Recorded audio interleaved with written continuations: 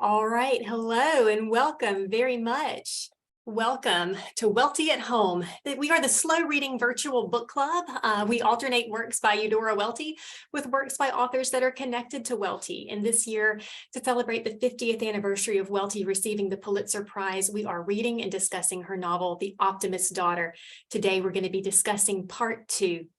I'm Jessica Russell. I'm the director of the Eudora Welty House and Garden. And once again, I'm honored to say that our discussions will be moderated by my friend and Eudora Welty's friend and biographer, Dr. Suzanne Mars.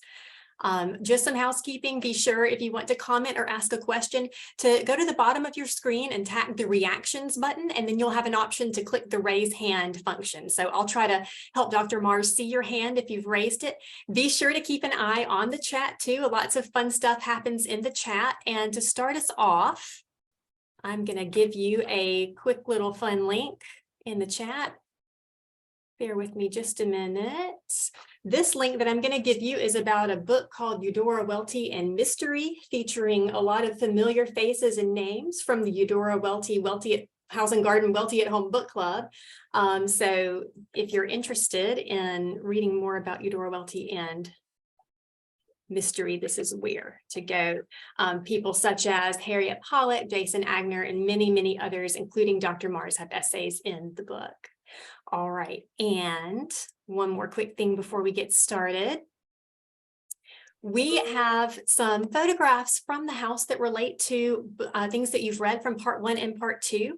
So I'm going to start sharing my screen and Dr. Mars is going to talk about some photographs. Suzanne, do you want to go ahead and start with the picture of Death and Medusa? Why don't we wait? Let me do one thing before we do that. Okay. And then we'll start with that. I wanted to talk first about creating characters, Welty's creation of characters and her use of sources, and especially since this book is the most autobiographical of her works. And we know that Eudora said that Laurel's father, Judge McKelvey, is altogether remote from mine, who was born in Ohio, became a Southern businessman, and died young when I was barely grown. His vision was untroubled. And that clearly is the truth. But bits and pieces related to the judge's life do emerge from the lives not only of Christian Webb Welty, but also of his sons and his wife. As Joellen pointed out last time, the moment of the judge's death prefigures Welty's description of her own father's death using the adjective dusky. As Mary Alice pointed out last time, Eudora had been in New Orleans when her brother had surgery there in February 1951, and the view from Walter's room suggests the view from the judge's room. Here's the letter.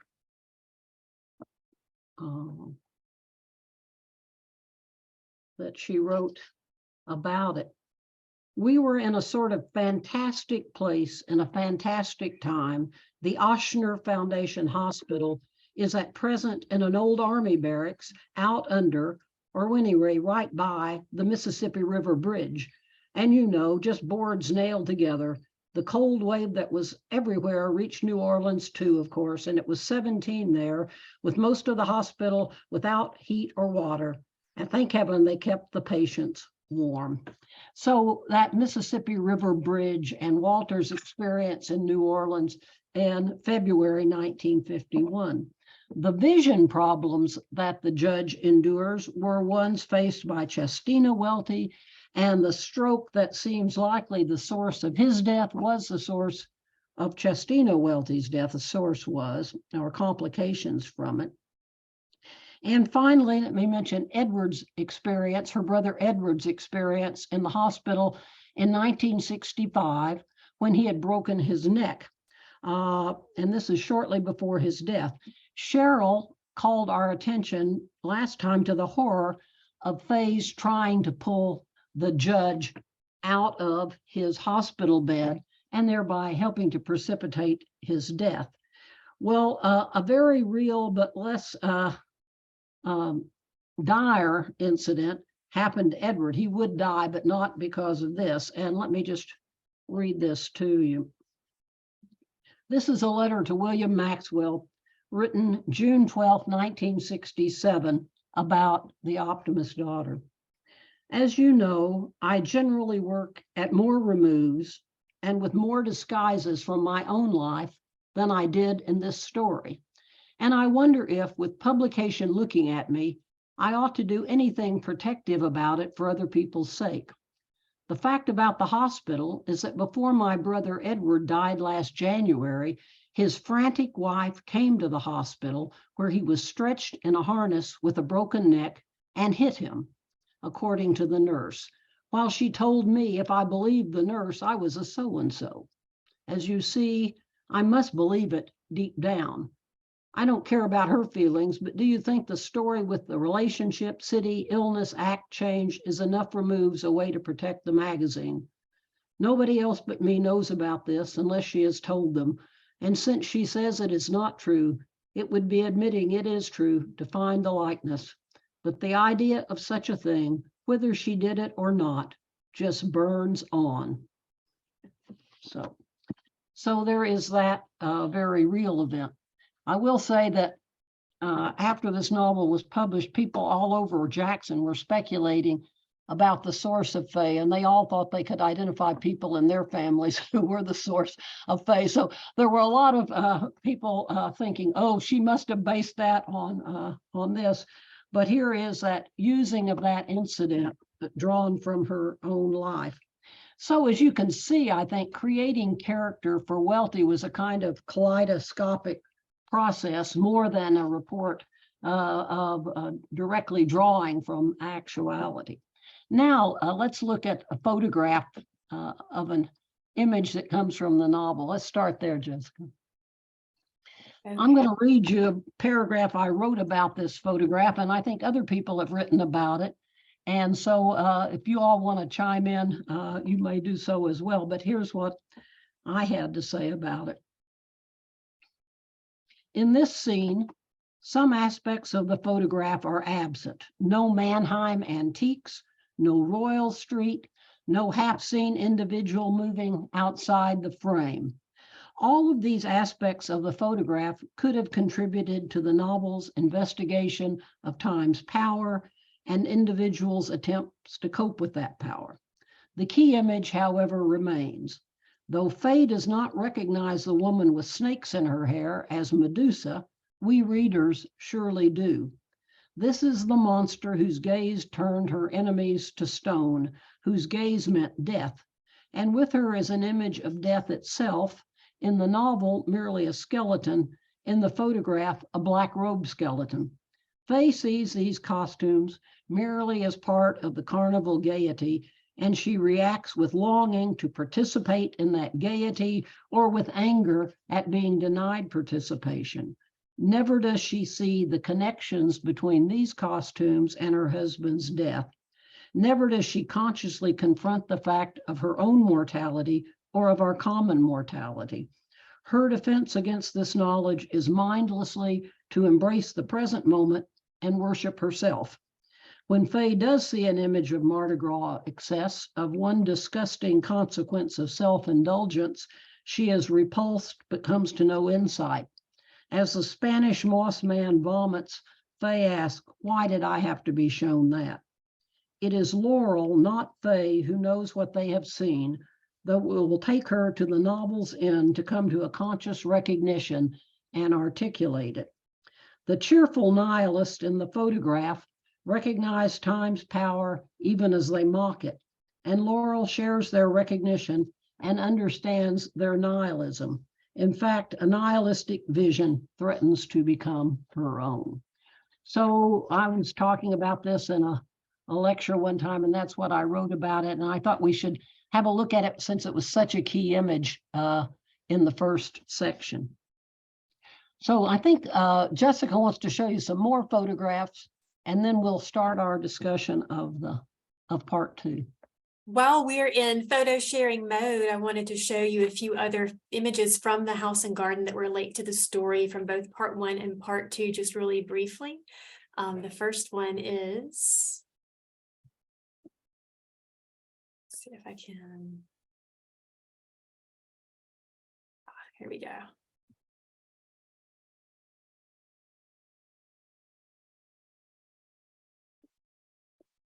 First one being some daffodils. We run into a lot of daffodils in part 2. And let's see, I'm having trouble going through these. There we go. Becky's Climber is one that we run into. This is Becky's Climber. That we don't really know what Becky's Climber was, but there's a rose in the Welty garden that acts and looks a lot like Becky's Climber, the rose that was getting pruned at the wrong time for a climbing rose. Well, this rose will come up more in the future, but in the Welty garden, there is a rose that looks a lot like the one described in the book. Daffodils, there are a lot of daffodils. This is right in front of the Welty garden side porch. And there are many varieties. Eudora loved daffodils. And there's a lot of, and this is winter jasmine, which is also mentioned. If you haven't seen winter jasmine, it blooms in January, February, March. These daffodils are special ones though. These are silver bells, and these are the daffodils that represent Becky, the ones that Laurel's mother, Becky, had given to Miss Adele Cortland, and that Adele later gives to Laurel after her father passes away. This is what they look like, the gray-white daffodils with the square cup. So Eudora really takes care to describe these in particular and how they're different than all the others. This is an image of a ground laurel. This is the flower that Laurel of the story, her mother is from West Virginia, much like Eudora's mother, and the laurel is the state flower. Laurel is named Laurel for the flower, and also the flower appears on the Haviland china. This is the china from the Eudora Welty house and garden, and it's got a pattern of a flower on it. I think this bowl is really pretty. Even the bowl itself looks like a flower petal, but if you look closely, you see a flower that's similar in look to the laurel. We meet the camellia, Chandleri elegans, in the story, in the funeral scene in part 2. And we also encounter a certain mantle clock that will not strike. And so I just wanted to be sure and give you an opportunity to see that before we take our discussion into all kind of exciting directions. Okay, so now Jessica and I will try to restrain ourselves, and we'll give you all a chance to talk. And I thought what we might do is talk about the major characters that we see, what we learn about them in this section, part 2.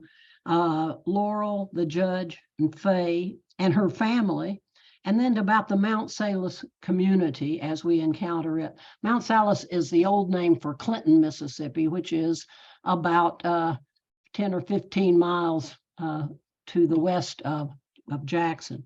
I think we also want to focus on this whole issue of time, the issue that the photograph calls our attention to, and the clock on the mantle stopped and then restarted finally at the end of the section calls our attention to, and how that is a crucial theme in the novel. But we'll finish with that. But let's start by talking about Laurel and what we learn about her. I know it's going to be a problem not to talk about Faye. She's the one that galvanizes our attention, but maybe we can start by talking about Laurel. And if somebody doesn't want to do that, I'm happy to have you talk about whatever you want. What do we learn about Laurel in part 2?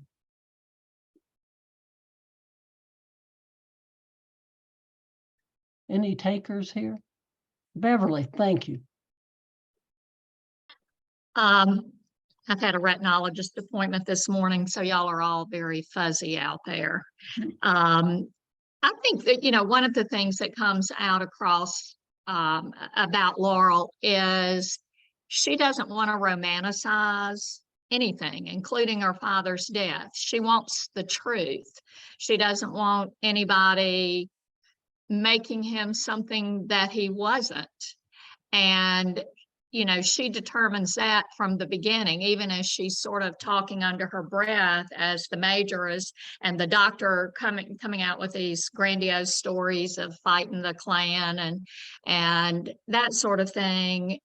She is somebody who is very much grounded in what's real and what's true. And she doesn't want anybody making her father into something that he wasn't. He was enough as he was to her. All right, so Laurel thinks of herself, and I think we want to ask this question: to what extent has she seen the truth? But she thinks of the truth as something that can be determined, and she would like to have it. She doesn't want him being falsified, even in a heroic vote, standing up against the Klan, saving Missouri. She wants him to be seen for himself. Yeah, Joe Ellen, what else? I just want to quickly note, however, that Laurel does not necessarily want the whole truth out there. Okay, She's good. very concerned to protect his image and to at least cover certain kinds of things. So she's interested in truth as she sees it. I think you're right to say Laurel may not know the entire truth about her father. Thanks. Yeah, I think she comes closer to an understanding by the novel's end. But yeah, Lisa and then Terry.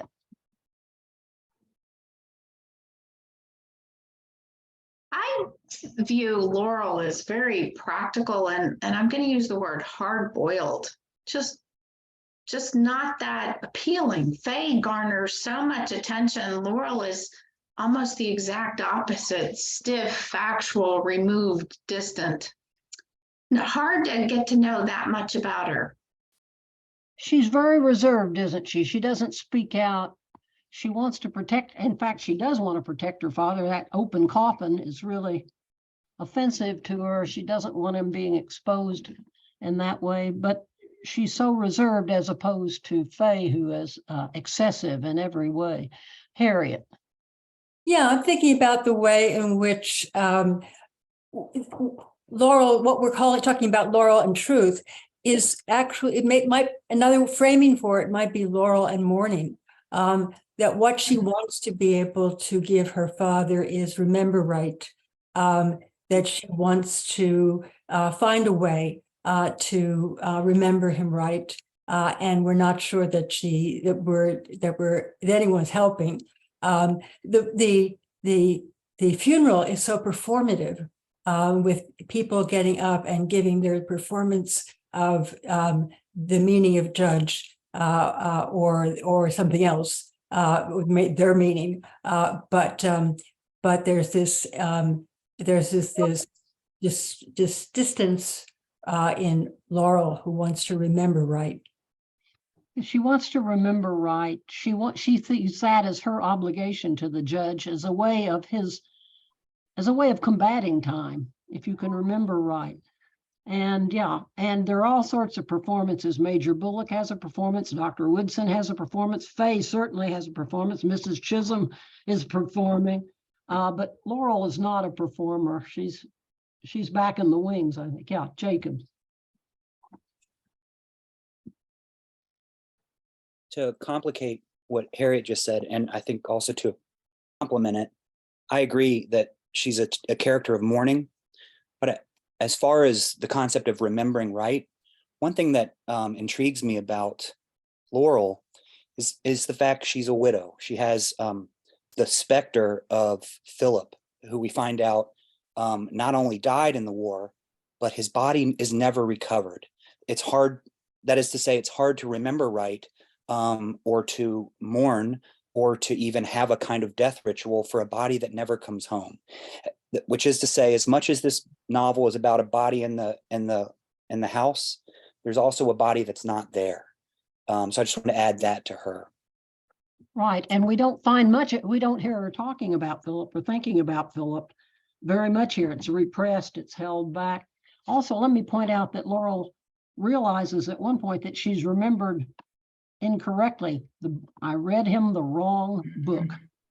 She read him Nicholas Nickleby. He would have preferred the work of history. He would have preferred Gibbon. So there is that issue of memory and trying to get it right, and how fallible we are.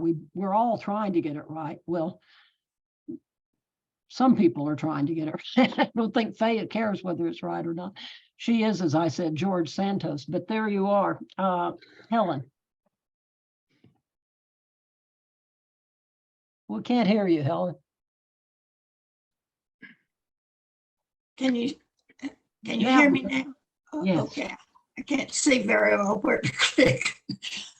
Well, you just said what I wanted to bring out about Gibbon, but about her remembering it wrong. But also I wanted to bring out the important role of Miss Adele in this. And in this case, Miss Adele tells Laurel that they're just people trying to deal with their grief, and they're clumsy. And Laurel does not want to hear that. She walks away that time.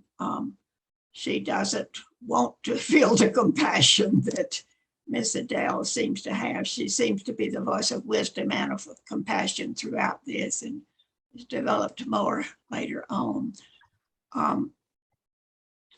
When near the end of this section, when Miss Adele, when everybody's leaving for the church, Laura looks around for Miss Adele, and then she sees that she had righted the chair in the judge's study, his brown winged chair, and was sitting there with her head against the wing, much as she would have had her head against his shoulder. So she's dealing with her own grief here. Yeah, I love that about Miss Adele. Yes, and this grows during the other parts, as we'll see. Anyway, I think that Laurel can't accept any of this from anybody right now, but Miss Adele does try to give her the same thing that Welty had trouble dealing with as a child when she saw the chickens and the people blundering. And Welty brings that up quite a bit. Miss Adele uses the name clumsy, but the word clumsy, but it's the people blundering and the word blundering recurs here. Yeah, a good bit. Yeah. Okay. Jo Ellen? For the record, I just want to know what we know so far about Laura McKelvey-Hand's husband. On page 1, we're given that married name. And I think there's some brief allusion to that at some point, but at the bottom of page 923, we have perhaps the most invasive move by the Chisholms when Mrs. Chisholm reaches under her finger, under her ring, and brings up Laurel's story. And she says, you have had bad luck with your husband. Then old Mrs. Pease chimes in, year after she married him, gone, the war, US Navy, body never recovered. And right after that, when Mrs. Chisholm says you were cheated, she puts in front of Laurel that she has nobody. Father, mother, brother, sister, husband, chicken or child, not a soul to call on, that's you. She kind of gives Laurel that position that Faye had claimed for herself. But in any case, that's what we know so far, setting up the future. Yeah, and this is something that Laurel is going to have to face up to. And I think her calling attention to Laurel's isolation, the mayor chimes in, oh, she's got all of us. And Mrs. Chisholm says it's not the same as family. Yeah, Mary. That was along the lines of my observation that even though Laurel is in her community where she was born and reared, and everyone knew and cherished her family, she's greeted by her bridesmaids, but it doesn't really feel like home. I mean, Faye has changed the bed, and it kind of seems like she's in limbo in a kind of no man's land. She lives in Chicago, but she's got deep roots here, but it just nothing about it seems that comfortable to her. All right, Lauren. The phrase that Jo Ellen quoted really resonated with me as well. And I kept, the word maybe that kept echoing in my mind as I read this chapter was unmoored. Laurel just feels so unmoored. She's lost, her father, who was her remaining anchor to home. And I just feel like Welty does such a good job painting a portrait of grief and shock. I feel like Laurel is mostly in shock at this phase. And it reminded me a lot of A Year of Magical Thinking, just the way grief can kind of play with the mind, and shock and trauma can play tricks on the mind. And I also felt a lot of outrage on Laurel's behalf too. It just seemed like people were so tacky, in how, I know they were trying to be comfort to her, and also everyone has their own way of grieving, but I felt outrage on her behalf, especially at the cemetery when we find out her father won't be buried next to her mother. I just felt like that was such a blow to her, and The also biggest fool would realize that, Lauren.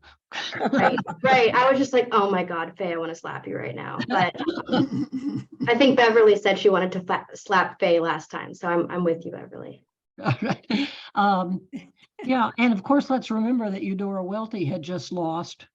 She had lost her father in 1931, her brother Walter in 1959, and now within 4 days of each other in 1966, her mother and her brother Edward. She's the last surviving member of her family, and she must have felt very much like Laurel at this moment. Yeah, Sarah.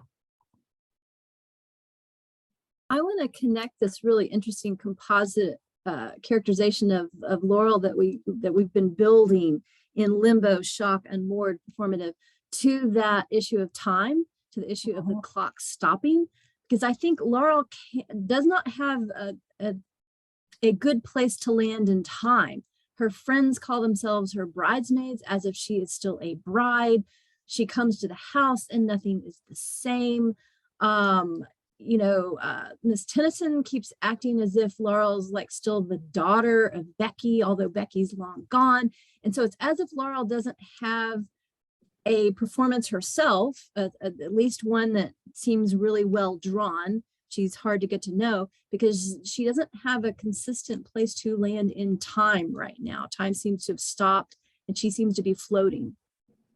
Yeah, and this does happen in moments of crisis, doesn't it? If you're in the hospital, you're taking care of somebody in the hospital, time seems suspended. You don't know what day it is.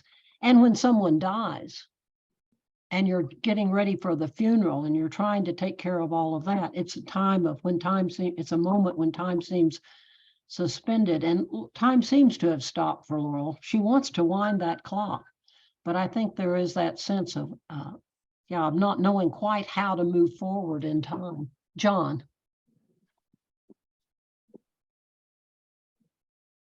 Oh, we lost you, John.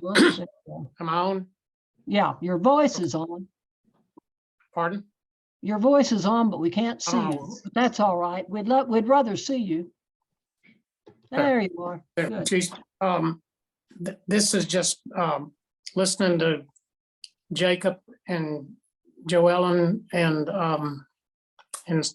Susan. I think it had not occurred to me until that discussion that the fact that her husband's body was not recovered, Laurel's husband, I mean, that means that there's always the possibility for her that he's going to come walking through the door one day. You can't discount that. And to me, that makes the moment at the house where she can't get up and go wind the clock very credible as to what you were saying. She's just caught in time, and she might permanently be caught in time until she goes through some transformation. But that had not, like I said, that had not occurred to me that's why she can't go wind the clock, because her husband, in some sense, and I think Jacob alluded to this, but in some sense, her husband's never died. Yeah.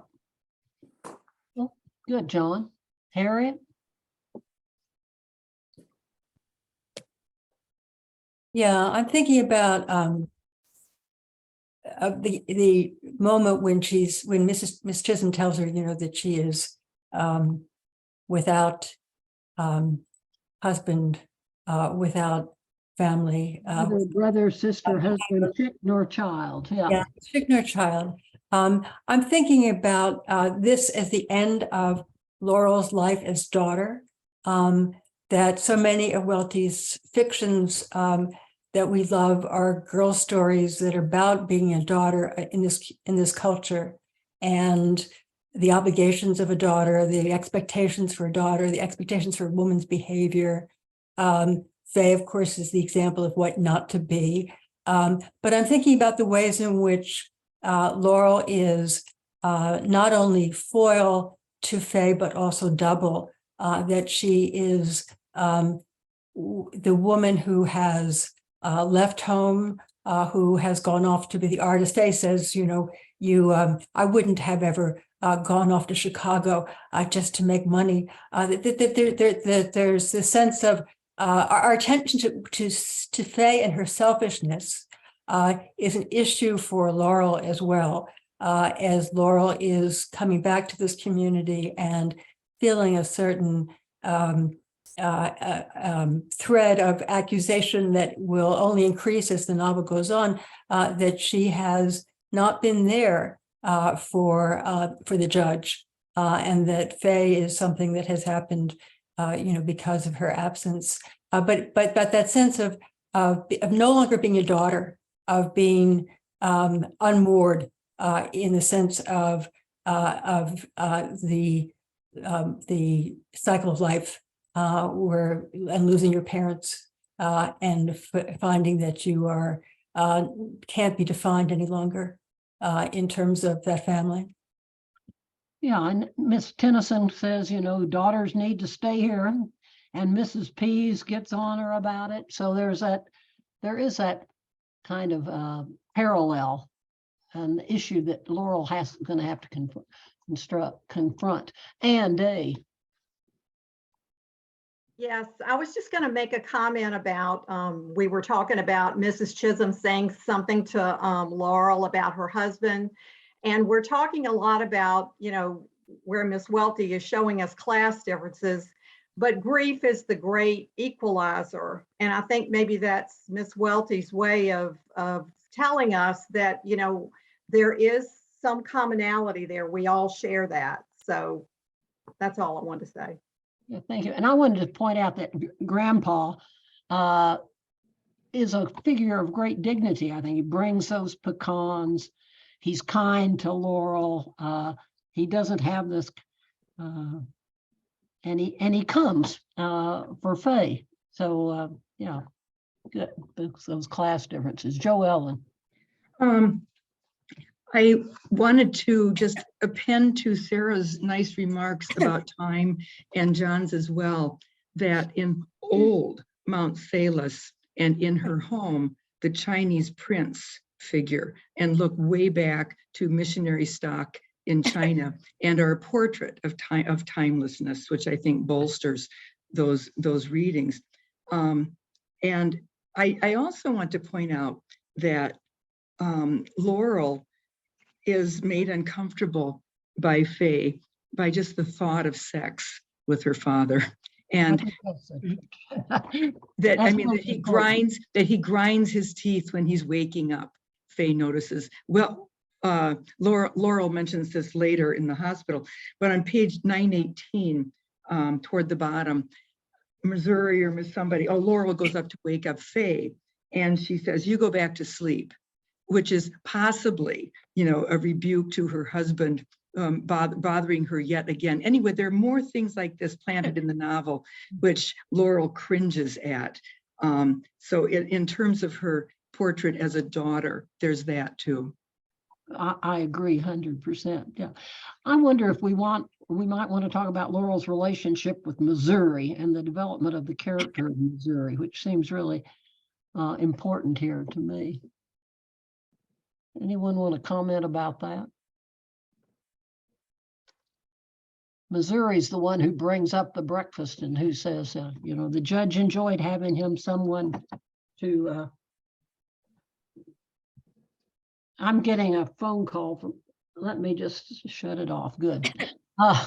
The judge enjoys having someone to pamper, someone who he could indulge. Dote on, yeah. Beverly's got her hand up. she reminded me, and the first person who came to mind was somebody like Calpurnia in To Kill a Mockingbird. Of course, we find out, or there's reference to the fact that she was the judge's witness in a case, and then I guess came to work for them. And Laurel says she's listening, and I don't remember if it was Laurel or who she was talking to at that time, says, you know, whether or not people recognize themselves in a story that's being told, which I think translates into what she said, whether or not people will recognize these various incarnations of perhaps a sister-in-law or whoever else. So that occurred to me, you know, the business about and in A Curtain of Green, you know, whether or not Chestina recognized herself in that story. But she also struck me, as Missouri did, as somebody who is just 100% for Laurel and for the family, and her attention is going to be comforting her and helping her and being that person at the, you know, in whose arms she can walk into. Yeah, and These other people have a more social part as well.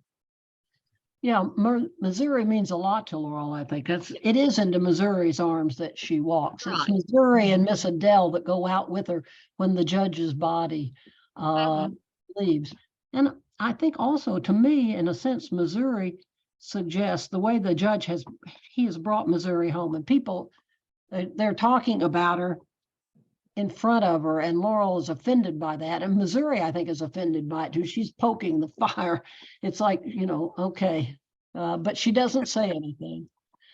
She's there for Laurel. And but the fact that the judge has brought her home, has sheltered her, suggests to me that maybe the major's inflated portrait of his heroism against the Klansmen is more realistic than Laurel realizes. That there is a kind of progressiveness on race here that would not have characterized most white families in the South at the time. Anybody?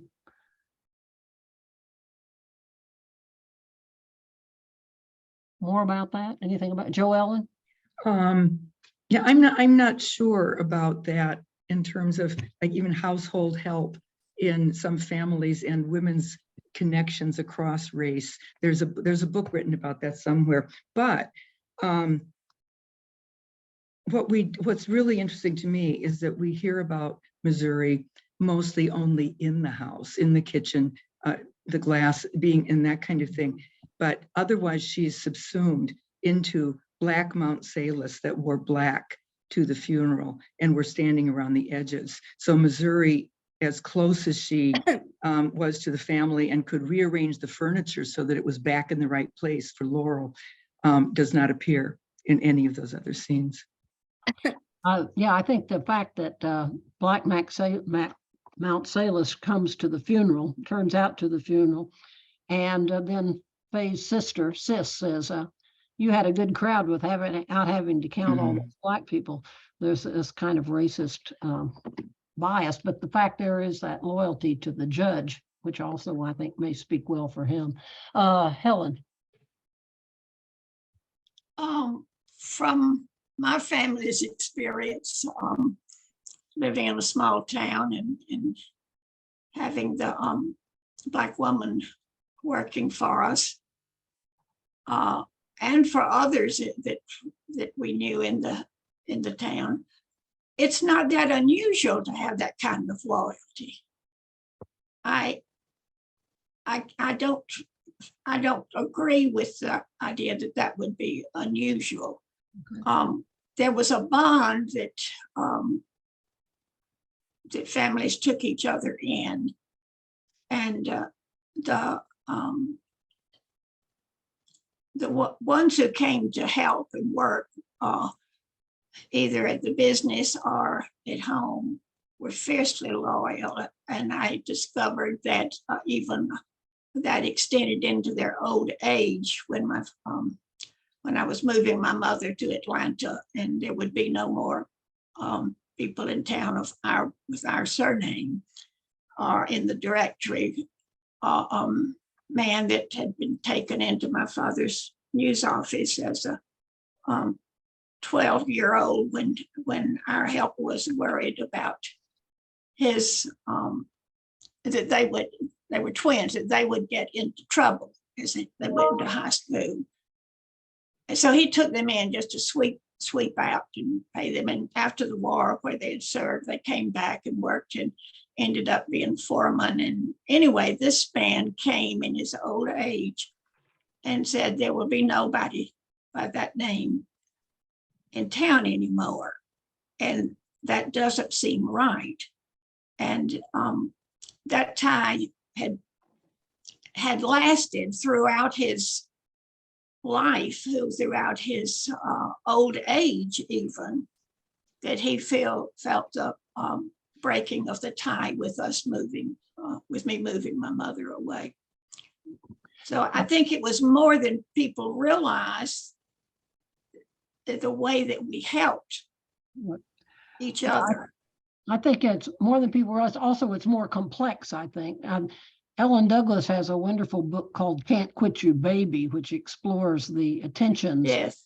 As well as the affection, as well as the tension in these relationships. Yeah. But as far as Laurel goes, and I did want to say that in discussing her character, she sees things in patterns, just as she played with the scraps of cloths, setting them in patterns at her mother's feet when she was a small child.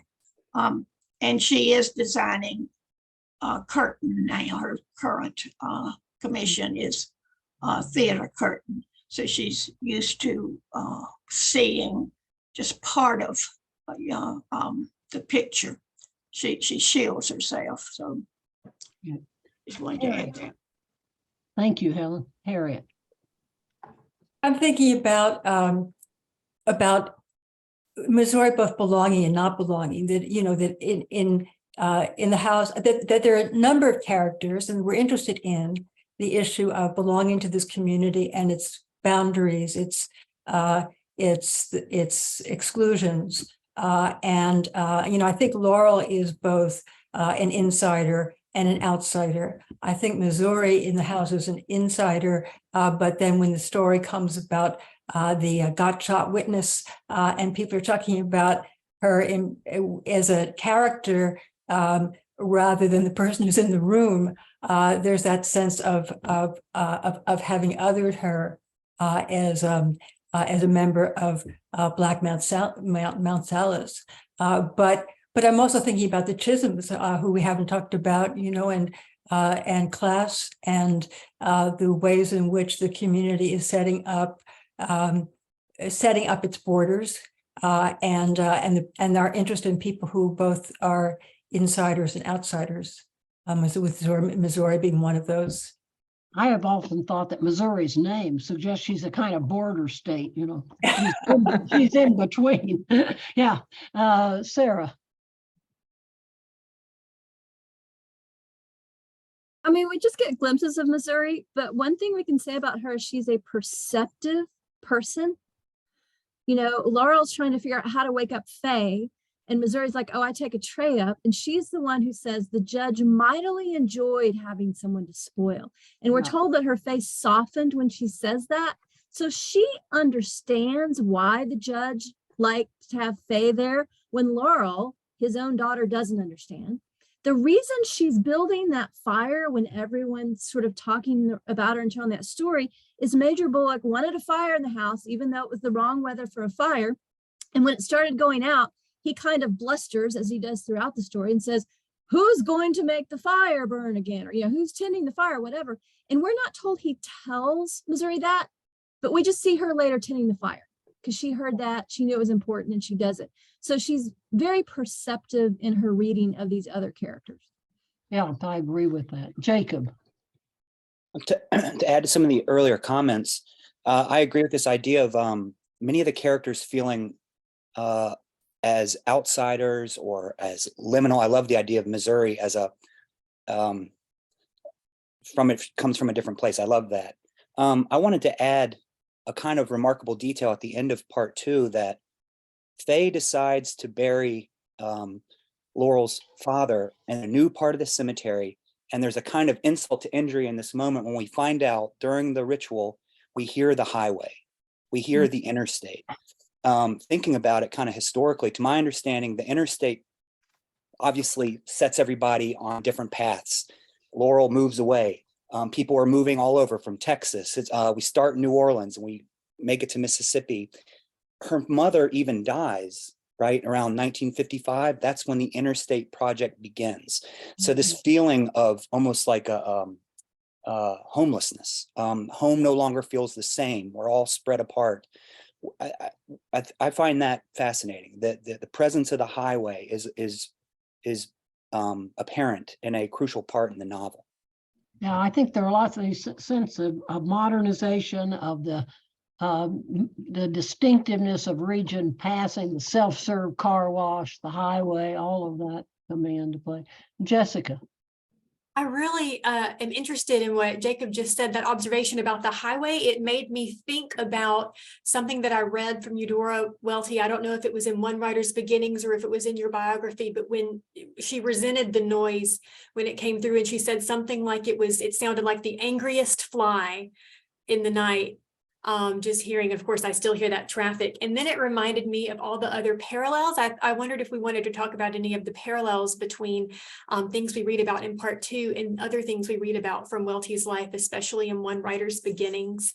I just made a few quick notes as I was going through, and the page 916 to 917, there is that moment where Laurel is recalling her parents reading at night and how comforting that was to her. And of course, it evoked that similar scene in One Writer's Beginnings when Welty would listen to her own parents read to each other at night.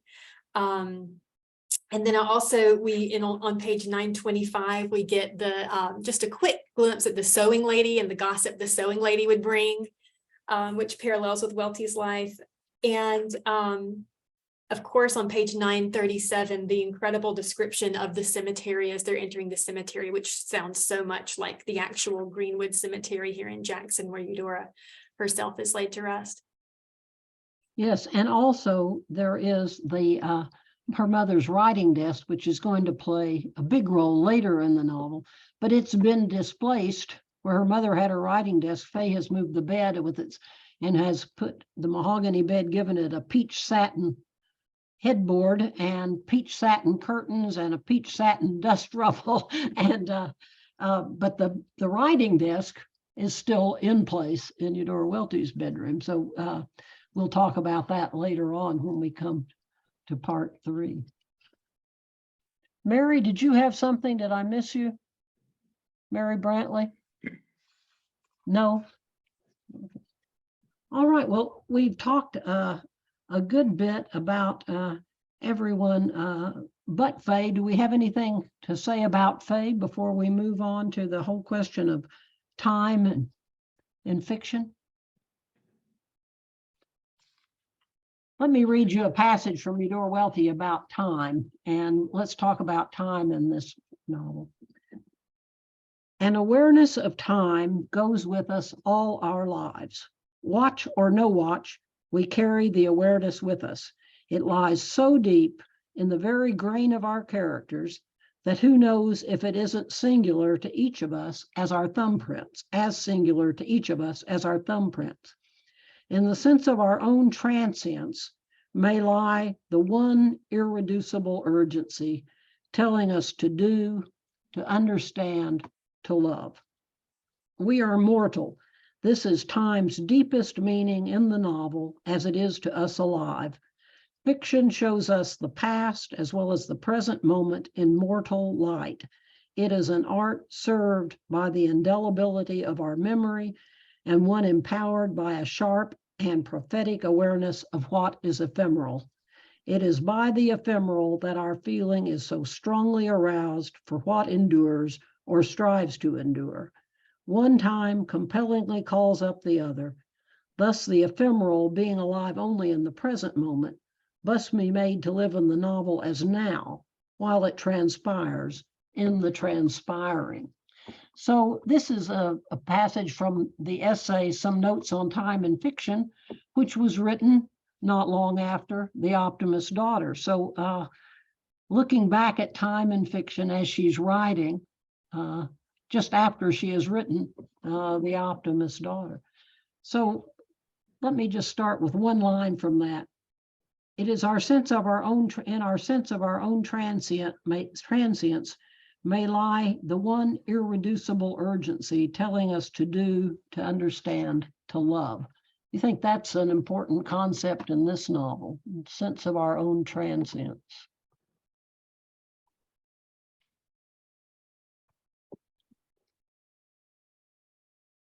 Yeah. Laura. Well, the one thing that, yeah, sense of our own transience.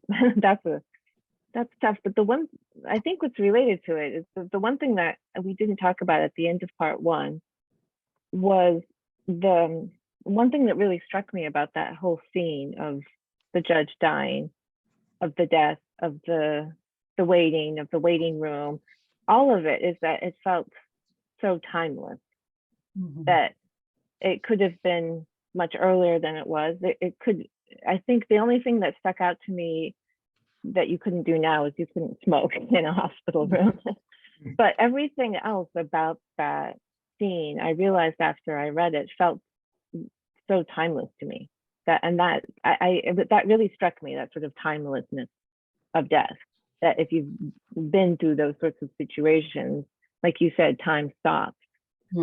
It's that really, really struck me about that scene of how incredibly relevant it felt. Like I felt connected to it, like I could be having that experience, like I could be standing there. All right, so capturing that moment. Yeah, Joe, thought I saw somebody else here. I think that's right, that there is that sense of timelessness, of time suspended. And then there's also the fact that he dies, that time is moving, and that Faye doesn't want to really think about that. Bubba is concerned with time. He wants to keep going. We got here in 8 hours, and I'm going to turn around and go back and get home in 8 hours. And on his truck, the bumper sticker says, "Do unto others before they do unto you." And so you got to keep that wrecking concern has got to keep moving. But so he has a sense of time's urgency, but it's not a sense of urgency that tells him to understand or to love. It tells him to do unto others. It tells him to act. So I'm just wondering how many people in the novel have that sense of urgency, because time does seem suspended a lot of the time. Sarah? Love your attention to Bubba. That was great. I hadn't thought of him. I was thinking of Grandpa Chisholm and Wendell as the kind of two ends of time. You know, Grandpa Chisholm shows up and he's the elder of the family. And he brings the gift and he seems very loving. And Wendell shows up and he's just all curiosity, just asking a million questions. And they do seem to me to be the kind of bookends there of time presenting itself there at the funeral. Yeah, and Wendell is like an unself-vindicating, unvindictive Faye. A little bit of a hope for the future in Wendell.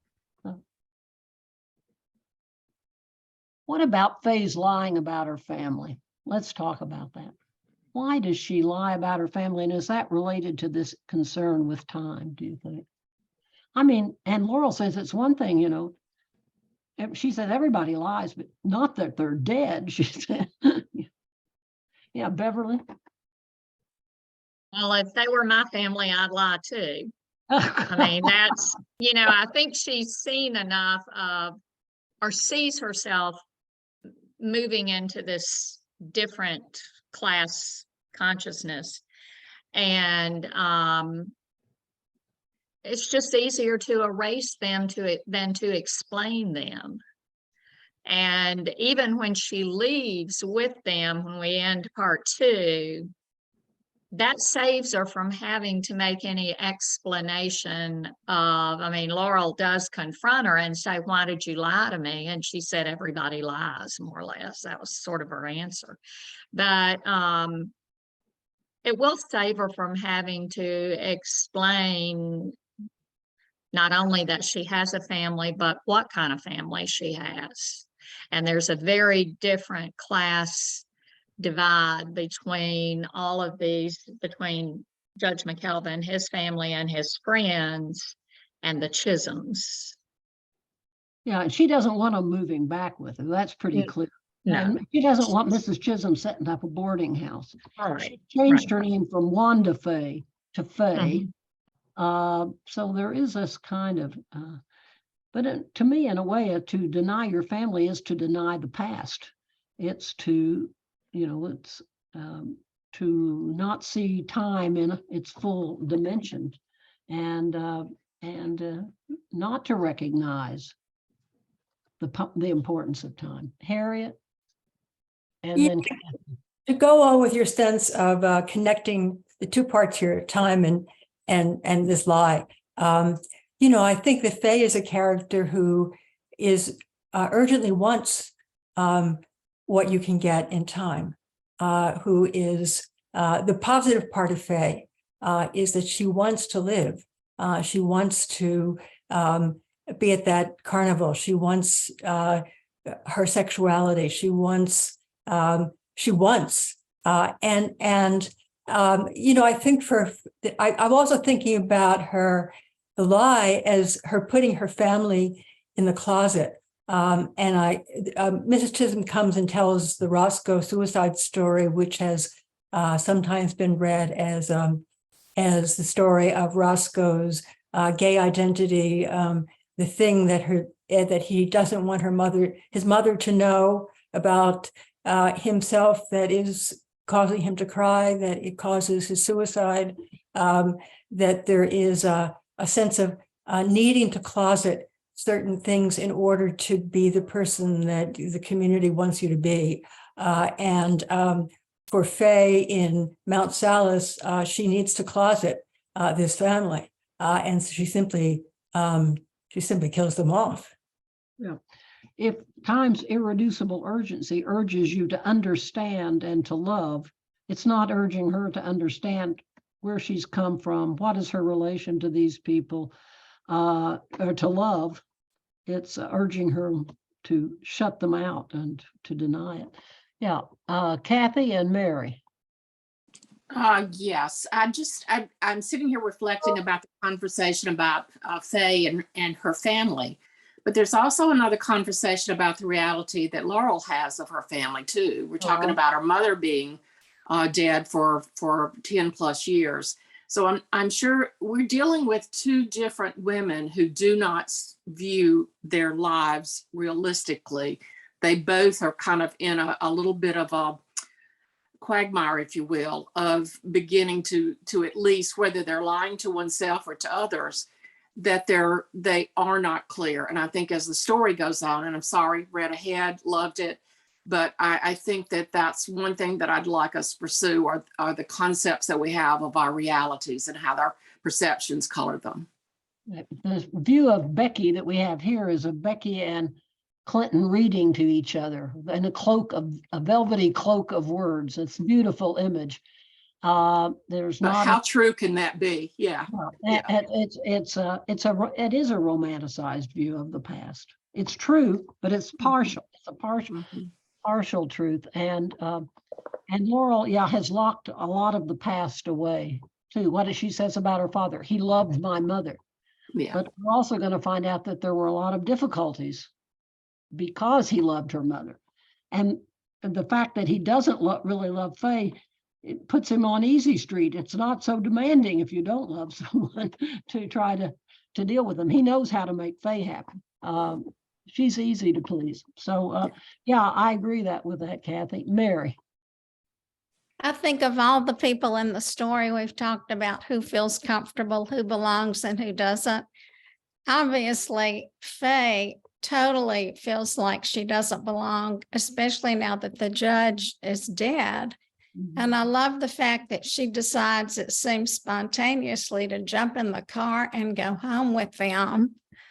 I mean, it saves Laurel from having to deal with her. And like, where is she going to go with her frustration amid all these people who don't look, very favorably on her? So it a little bit caught me off guard, but I'm like, thank you, Eudora, because you gave her a very plausible out. I think when our deepest emotions are stirred, we want to be with those people we are most deeply close to. They speak the same language, she says. Yeah. Jessica and Joellen, and then we better wrap it up. I'm just chiming in to say it's time for last comments. So Suzanne. Let's let Joellen have the last word. She always has good words. Oh, well, there's pressure. Actually, I was just thinking about that one important moment that we haven't mentioned, when Laurel's instinct is to help Faye with her suitcase toward the end. And we know that Laurel has been partial to Wendell, who's asking questions. She's the one person who takes him seriously.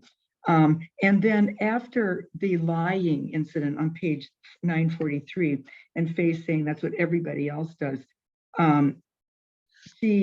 Laurel looks as though she's just seen her in her deepest trouble and moves instinctively to help her until she sees the green shoes. So that's something I think we could talk about a little bit more also.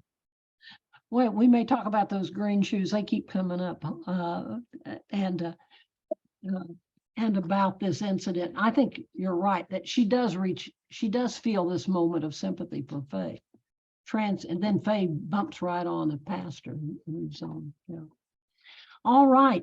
So next time, part 3, and we're going to have a massive change in the novel coming from what has been a kind of exterior view of Laurel to a much more interior view. So the kind of restraint that we've seen is going to give way, and we're going to see something, a Laurel we haven't seen before.